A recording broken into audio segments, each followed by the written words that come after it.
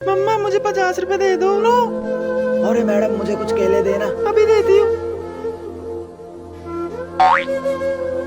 मम्मा तो लगी हुई है, इस तरबूज को चुरा लेता हूँ, इससे बनाऊंगा गाड़ी। मम्मा दे दो पैसे। हट। Okay bye. अरे इस तरबूज को कौन ले गया? दोस्तों आज मैं इस तरबूज से बहुत ही सुंदर कार बनाऊंगा, आप देखते जाना बस।